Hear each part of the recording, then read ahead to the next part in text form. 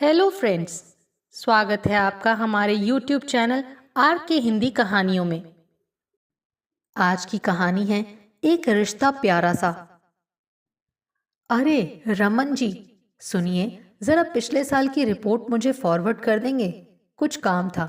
मैंने कहा तो रमन ने अपने चिर परिचित अंदाज में जवाब दिया, क्यों नहीं मिस माया, अब फरमाइश तो करें, हमारी जान भी हाजिर है। देखिए, जान तो मुझे चाहिए नहीं, जो मांगा है वही दे दीजिए, मेहरबानी होगी। मैं भी मुस्कुराई। इस ऑफिस और इस शहर में आए मुझे अधिक समय नहीं हुआ है, पिछले महीने ही ज्वाइन किया है। धीरे धीरे सबको जानने लगी हूँ। ऑफिस में साथ काम करने वालों के साथ मैंने अच्छा रिश्ता बना लिया है। वैसे भी 30 साल की अविवाहित अकेली और खूबसूरत कन्या के साथ दोस्ती रखने के लिए लोग मरते हैं, फिर मैं तो इन सब के साथ काम कर रही हूँ।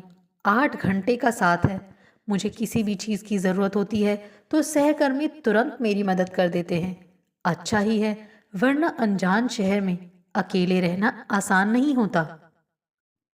दिल्ली के इस ब्रांच ऑफिस में मैं अपने एक प्रोजेक्ट वर्क के लिए आई हुई हूँ।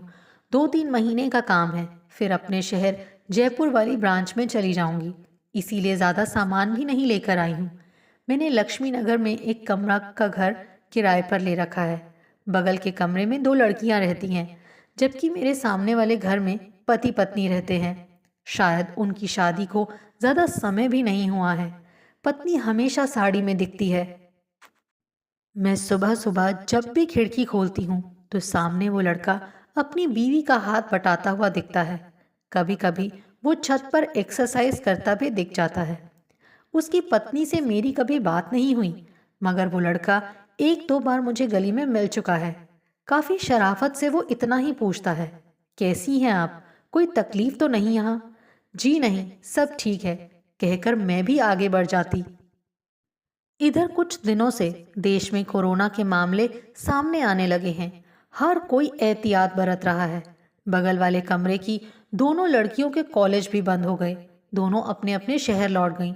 उस दिन सुबह सुबह मेरे घर से भी मम्मी का फोन आ गया, बेटा देख, कोरोना फैलना शुरू हो गया है, तू भी घर आ जा। पर मम्मी, अभी कोई डरने की बात नहीं है, सब काबू में आ जाएगा। ये भी तो सोचो, मुझे ऑफिस ज्वाइन किए हुए 1 महीना भी नहीं हुआ है। इतनी जल्दी छुट्टी कैसे लूं? बॉस पर अच्छा इंप्रेशन नहीं पड़ेगा। वैसे भी ऑफिस बंद थोड़ी ना हुआ है, सब आ रहे हैं। पर बेटा, तू अनजान शहर में है, कैसे रहेगी अकेली? कौन रखेगा तेरा ख्याल? अरे मम्मी, चिंता की कोई बात नहीं। ऑफिस में साथ काम करने वाले मेरा बहुत ख्याल रखते हैं। सरला मैडम तो मेरे घर के काफी पास ही रहती हैं। उनकी फैमिली भी है। 2 लोग हैं और हैं जिनका घर मेरे घर के पास ही है। इसीलिए आप चिंता ना करें, सब मेरा ख्याल रखेंगे। और बेटा, खाना पीना सब ठीक चल रहा है? हाँ अम्मा, खाने पीने की भी कोई दिक्कत नहीं है।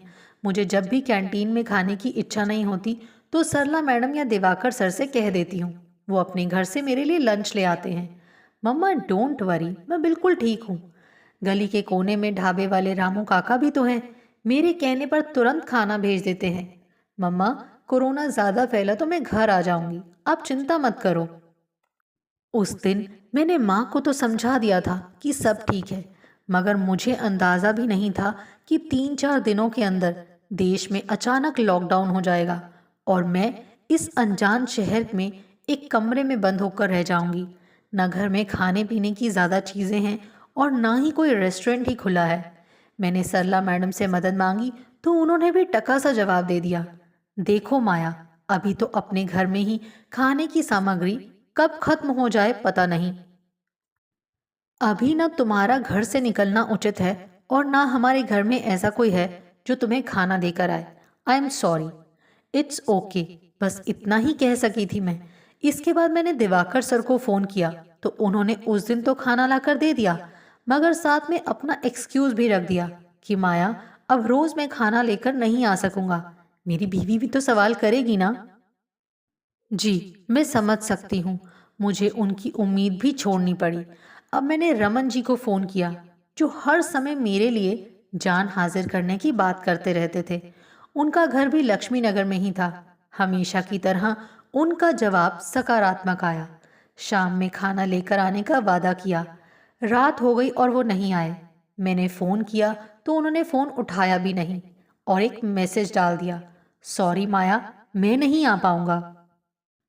अब मेरे पास खाने की भारी समस्या पैदा हो गई थी। किराने की दुकान से ब्रेड और दूध ले आई, कुछ बिस्किट्स और मैगी भी खरीद ली। चाय बनाने के लिए इंडक्शन खरीदा हुआ था मैंने, उसी पर किसी तरह मैगी भी बना ली। कुछ फल भी खरीद लिए थे। 2-3 दिन तो ऐसे ही काम चलाया, मगर पता नहीं ऐसे कितने दिन चलाना था। 21 दिन का लॉकडाउन था। उसके बाद भी परिस्थिति कैसी होगी कहना मुश्किल था। उस दिन मैं दूध लेकर आ रही थी तो गेट के बाहर वही लड़का जो सामने के घर में रहता है मिल गया। उसने मुझसे वही पुराना सवाल किया, कैसी हैं आप, सब ठीक है ना, कोई परेशानी तो नहीं। अब ठीक क्या, बस चल रहा है, मैगी और ब्रेड खाकर गुजारा कर रही हूँ। क्यों, खाना बनाना नहीं जानती आप? उसके सवाल पर मैं हंस पड़ी। जानती तो हूँ, मगर यहाँ कोई सामान नहीं है मेरे पास। 2-3 महीने के लिए ही दिल्ली आई थी। अब तक ऑफिस कैंटीन और रामू काका के ढाबे में खाना खाकर काम चल जाता था, मगर अब तो सब कुछ बंद है ना। अचानक लॉकडाउन से मुझे तो बहुत परेशानी हो रही है। हाँ, सो तो है ही। मेरी वाइफ भी 5-6 दिन पहले ही अपने घर गई थी। 1 सप्ताह में वापस आने वाली थी। संडे में उसे लेने जाता, तब तक सब बंद हो गया। उसके घर वालों ने कहा कि अभी जान जोखिम में डालकर लेने मत आना, सब ठीक हो जाए तो आ जाना। अब मैं भी घर में अकेला ही हूँ। तो फिर खाना, उसकी कोई चिंता नहीं, मुझे खाना बनाना आता है। उसके चेहरे पर मुस्कान खिल गई। क्या बात है, ये तो बहुत अच्छा है। आपको परेशानी नहीं होगी। परेशानी आपको भी नहीं होने दूंगा। कल से मैं आपके लिए भी खाना बना दिया करूंगा। आप बिल्कुल चिंता ना करें। कुछ सामान लाना हो तो वो भी मुझे ही बताइए। आप घर से मत निकला कीजिए, मैं हूं ना। एक अनजान शख्स के मुंह से इतनी आत्मीयता भरी बातें सुनकर मुझे बहुत अच्छा लगा। थैंक यू सो मच, मैं इतना ही कह पाई। अगले दिन सुबह सुबह वो लड़का यानी अमर मेरे लिए नाश्ता लेकर आ गया। टेबल पर टिफिन बॉक्स छोड़कर वो चला गया था। नाश्ते में स्वादिष्ट पोहा खाकर मेरे तो चेहरे पर मुस्कान खिल गई। अब मैं दोपहर का इंतजार करने लगी। ठीक 2 बजे वो फिर टिफिन भर लाया। इस बार टिफिन में दाल चावल और सब्जी थे। मैं सोच ही रही थी कि किस मुंह से इसका शुक्रिया अदा करूं। अनजान होकर भी वो मेरे लिए इतना कुछ कर रहा है। मैंने उसे रोक लिया और कुर्सी पर बैठने का इशारा किया। वो थोड़ा सकुचाता हुआ बैठ गया। मैं बोल पड़ी, आई नो, एक अनजान अकेली लड़की के घर में ऐसे बैठना आपको अजीब लग रहा होगा, मगर मैं इस अजनबीपन को खत्म करना चाहती हूँ। आप अपने बारे में कुछ बताइए ना। मैं जानना चाहती हूँ उस शख्स के बारे में जो मेरी इतनी हेल्प कर रहा है। ऐसा कुछ नहीं माया जी, हम सबको एक दूसरे की सहायता करनी चाहिए। बड़े सहज तरीके से उसने जवाब दिया और फिर अपने बारे में बताने लगा। दरअसल मैं ज़्यादा पढ़ा लिखा नहीं हूँ। मेरठ में मेरा घर है। स्कूल में हमेशा टॉप करता था, मगर घर के हालात ज़्यादा अच्छे नहीं थे। सो इंटर के बाद ही मुझे नौकरी करनी पड़ी। करोल बाग में मेरा ऑफिस है। वाइफ भी मेरठ की ही है, बहुत अच्छी है, बहुत प्यार करती है मुझसे। हम दोनों की शादी पिछले साल ही हुई थी। दिल्ली आए कुछ ज़्यादा समय नहीं हुआ है। बहुत अच्छे। मैं भी दिल्ली में नई हूँ। हमारे इस ऑफिस का एक ब्रांच जयपुर में भी है। वहीं काम करती थी मैं। यहाँ एक प्रोजेक्ट पर काम करने के लिए आई हूँ। अगर प्रमोशन मिल गया तो शायद हमेशा के लिए भी रहना पड़ जाए। अच्छा जी, अब आप खाना खाएं। देखिए मैंने ठीक बनाया है या नहीं। आप तो बहुत स्वादिष्ट खाना बनाते हैं, सुबह ही पता चल गया था। कहकर मैं हंस पड़ी। वो भी थोड़ा शर्माता हुआ मुस्कुराने लगा था। मैं खाती रही और वो बातें करता रहा। अब तो ये रोज का नियम बन गया था। वो 3 बार मेरे लिए खाना बनाकर लाता। मैं भी कभी कभी चाय बनाकर पिलाती। किसी भी चीज़ की ज़रूरत होती तो वो ला कर देता। मुझे निकलने से रोक देता। मेरे आग्रह करने पर वो खुद भी मेरे साथ ही खाना खाने लगा। हम दोनों घंटों बैठकर दुनिया जहान की बातें करते। इस बीच मम्मी का जब भी फोन आता और वो चिंता करती तो मैं उन्हें समझा देती कि सब अच्छा है। मम्मी जब भी खाने की बात करती तो मैं उन्हें कह देती कि सरला मैडम मेरे लिए खाना बनाकर भेज देती हैं, कोई परेशानी की बात नहीं है।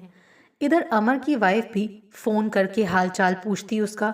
चिंता करती तो अमर कह देता कि वो ठीक है, अपने अकेलेपन को टीवी देखकर और एक्सरसाइज करके काट रहा है।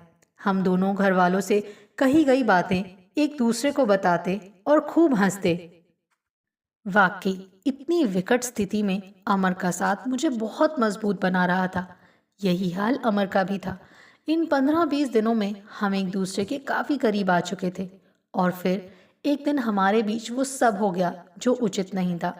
अमर इस बात को लेकर खुद को गुनहगार मान रहा था, मगर मैंने उसे समझाया, तुम्हारा कोई दोष नहीं अमर, भूल तो हम दोनों से हुई है, पर इसे भूल नहीं, परिस्थिति का दोष समझो। ये भूल हम कभी नहीं दोहराएंगे, मगर इस बात को लेकर अपराध बोध भी मत रखो। हम अच्छे दोस्त हैं और हमेशा रहेंगे। एक दोस्त ही तो दूसरे दोस्त का सहारा बनता है और तुमने तो हमेशा मेरा साथ दिया है। मुझे खुशी है कि मुझे तुम्हारे जैसा दोस्त मिला।